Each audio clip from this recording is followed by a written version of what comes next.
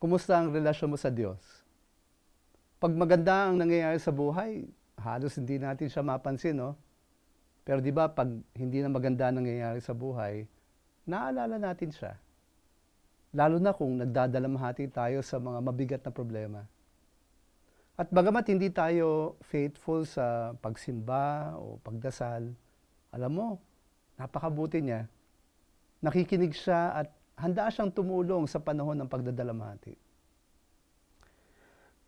Give ear to my words, O Lord. Consider my sighings. Listen to my cry for help, my King and my God, for to you I pray. Morning by morning, O Lord, you hear my voice. Morning by morning, I lay my requests before you and wait in expectation. Pag nilahad natin ang mga hiling natin sa Diyos, pwede na tayo maghintay sa Kanyang sagot.